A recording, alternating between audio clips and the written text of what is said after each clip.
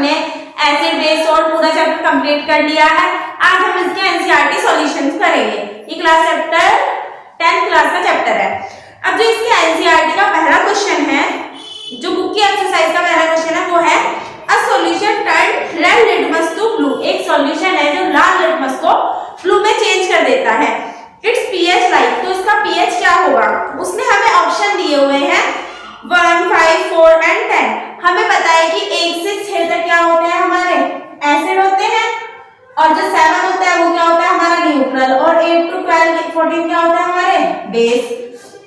अब हमें पता है कि जो रेड से ब्लू करता है, रेड टू ब्लू करता है, वो भी क्या होता है, हमारा बेस होता है। बी से बेस, बी से ब्लू। तो हमारा जो आंसर होगा वो क्या होगा, ऑप्शन नंबर डी होगा 10।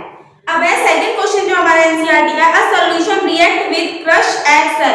जो क्रश एक्सेल है उससे उसने रिएक्ट किया एंड गिव अ गैस, वो एक गैस देता है, टर्न लाइक वाटर मिल्की, और जो हमारा लाइक वाटर है वो क्या हो जाता है, मिल्की हो जाता है। द सॉल्यूशन इज, तो वो सॉल्यूशन क्या होगा?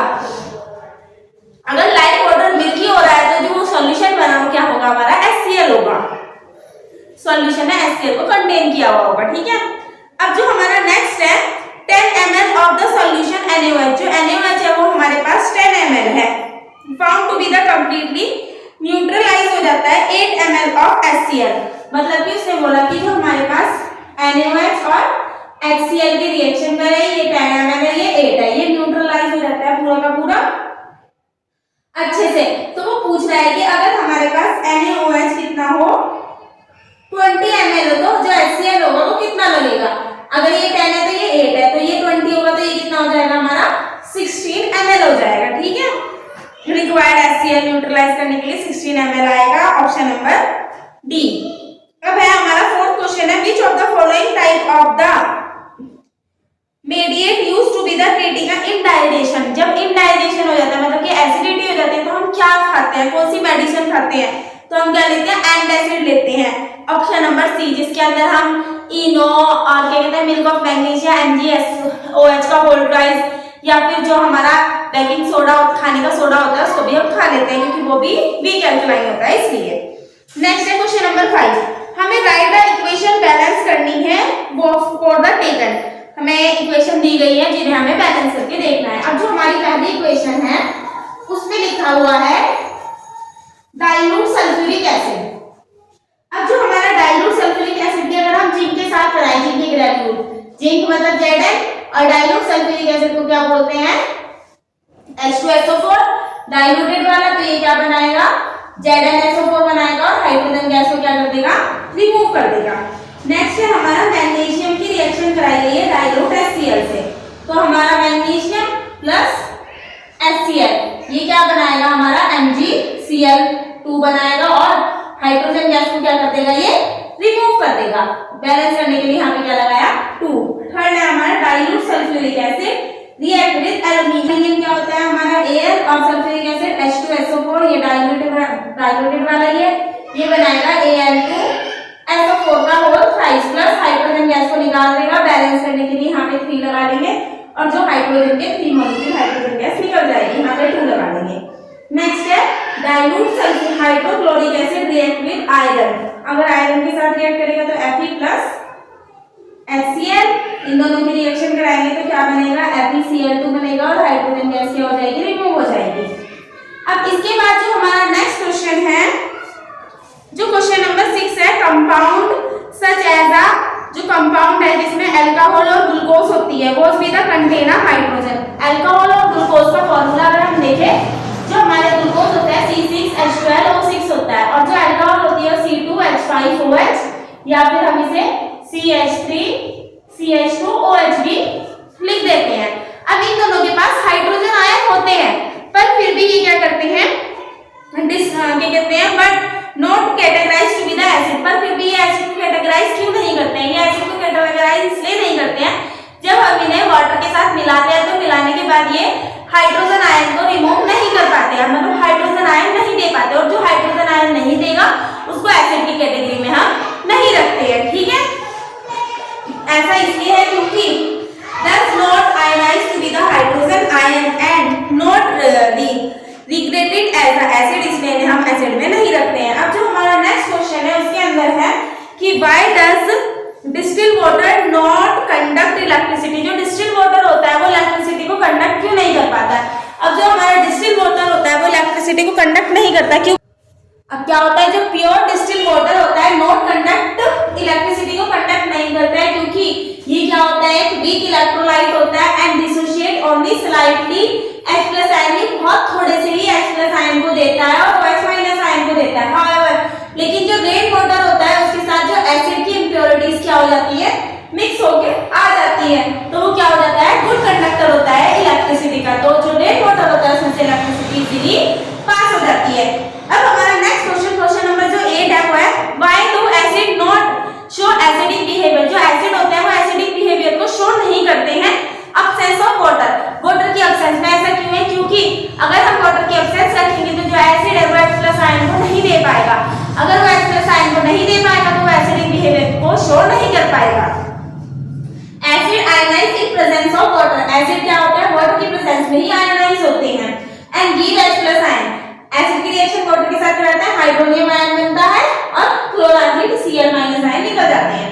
इन अब्सेंस ऑफ वाटर, वाटर के एब्सेंस में जो एसिड है do not ionise give a hydronium ion. वो आयनाइज नहीं होगा तो हाइड्रोनियम आयन नहीं देगा and then does not behave like acid. तो ये एसिड की तरह बिहेव भी नहीं करेगा। क्वेश्चन नंबर 9, हमारे पास 5 सॉल्यूशन है A B C D E, A B C D और E। pH है 4, 1, 11, 7 और 9।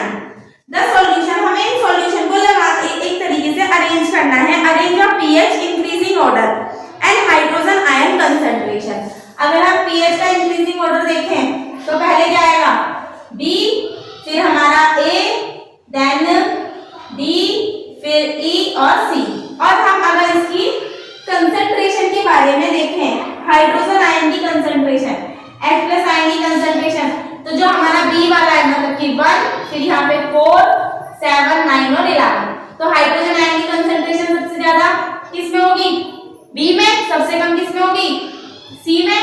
तो C आएगा पहले, फिर उसके बाद E, C है ना हमारा 11, C, E, फिर आएगा हमारा D, फिर A, फिर B। अगर हम लिखें 11, 9, 7, 4 और 1, ये हमारे हाइड्रोजन आयन की कंसंट्रेशन है, ये pH का इंक्रीजिंग ऑर्डर है। अब हमारा नेक्स्ट क्वेश्चन है equal length of the magnesium E1 की लेंथ इक्वल है एंड टेस्ट ट्यूब A और B टेस्ट ट्यूब है, हाइड्रोक्लोरिक एसिड HCl डाला है और दूसरी में हमने एसिटिक एसिड डाला है। एक में तो HCl डाला है और नेक्स्ट में हमने CH3COOH को डाला है। 2 टेस्ट ट्यूब है।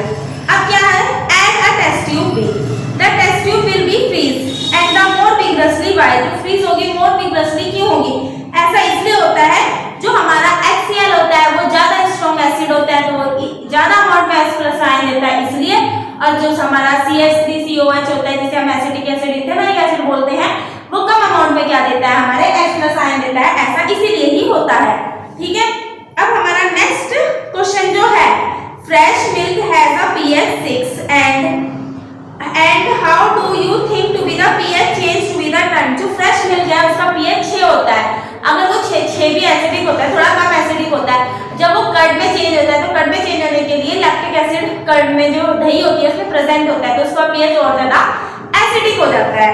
अब हमारा इस सॉल्यूशन की अगर मैं थ्योरी वाइज देखूं तो वो है, अब क्या होता है, जो टेस्ट ट्यूब A है because of the HCl strong acid है देन CH3COH जो एसिटिक एसिड है उससे and react faster with the magnesium D1। जो हमारा नेक्स्ट क्वेश्चन है वो है fresh milk was with the pH 6 होता है and how do you think the pH will change it turn to be the curd. तो ये कर्ड में चेंज होगा तो इसका pH क्या हो जाएगा, और ज्यादा कम हो जाएगा।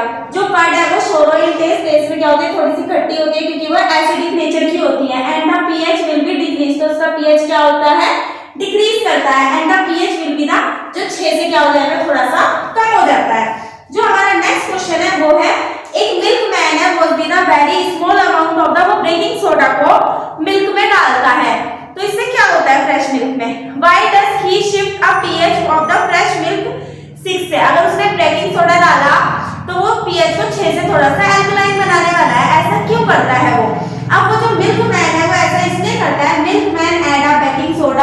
इन मिल्क में थोड़ा सा डालता है बिकॉज स्लाइटली अल्कलाइन बनाने के लिए, ताकि इट विल बी वो जल्दी से कर्ड में चेंज ना हो, एसिडिक जो हमारा फ्रेश मिल्क है वो जल्दी से दही में ना चेंज हो, इसलिए एसिडिक ना हो।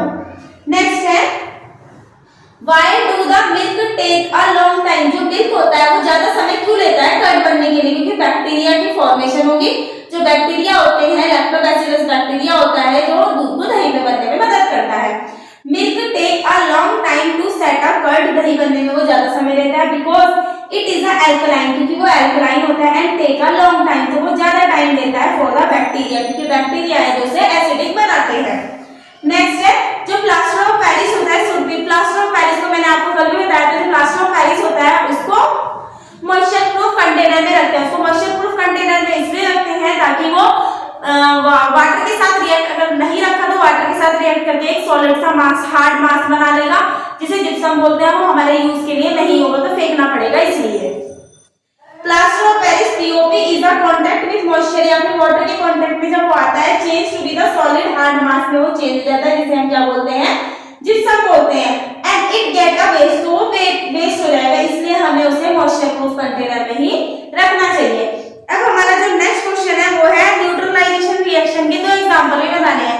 न्यूट्रलाइजेशन रिएक्शन वो रिएक्शन होती है जब एसिड और बेस आपस में रिएक्ट करते हैं तो न्यूट्रलाइज हो जाते हैं, सोल्ट और वाटर को बनाते हैं। जैसे कि HCl और NaOH की रिएक्शन करेंगे तो यहाँ से NaCl बनेगा और वाटर निकल जाएगा। H2SO4 और KOH की रिएक्शन करेंगे तो यहाँ से K2SO4 और वाटर निकल जाएगा। अब हमारा जो 15 क्वेश्चन है, लास्ट क्वेश्चन है इस एक्सरसाइज का, हमें दो इंपॉर्टेंट यूज बताने हैं बेकिंग सोडा और वॉशिंग सोडा के। जो हमारा बेकिंग वॉशिंग सोडा होता है वो उसका जो फॉर्मूला होता है सोडियम कार्बोनेट डॉट 10H2O होता है, डेकाहाइड्रेट होता है, जिसका यूज डिटर्जेंट बनाने के लिए किया जाता है। और दूसरा क्या होता है, ये जो हार्ड वाटर है उसको सॉफ्ट बनाने में भी किया जाता है, softening of hard water, manufacture shop, glass, paper, caustic soda etcetera में इसका यूज किया जाता है। हमने चैप्टर जब पढ़ा था तो बहुत अच्छे से इसके बारे में पढ़ा था, मैं प्रिपरेशन, प्रोडक्शन सब पढ़ा था। इसके बाद जो हमारा नेक्स्ट है वो क्या है, हमें बेकिंग सोडा के बारे में बताना है। जो बेकिंग सोडा होता है उसका मेनली यूज बेकिंग पाउडर को बनाने के लिए किया जाता है। जो बेकिंग पाउडर होता है उसमें क्या होता है, सोडियम हाइड्रोजन कार्बोनेट और साथ में एसिड भी होता है। वो जो एसिड होता है वो वीक एसिड होता है, जिसमें हमारा सिट्रिक एसिड या फिर टैर्टिक एसिड यूज होता है, जो कुकिंग में यूज होता है खाने को जल्दी पकाने के लिए। नेक्स्ट क्या होता है, ये मेडिसिनल पर्पस से भी यूज किया जाता है, एंटासिड की तरह। जो बेकिंग सोडा होता है उसको हम एंटासिड की तरह, जब एसिडिटी होती है तो हम इसका यूज भी करते हैं। अब यहाँ पे जो हमारे एनसीईआरटी है इसके लगभग जो एक्सरसाइज के सारे क्वेश्चन हो गए हैं। नेक्स्ट क्लास में हम एग्जाम्पल के और जो एनसीईआरटी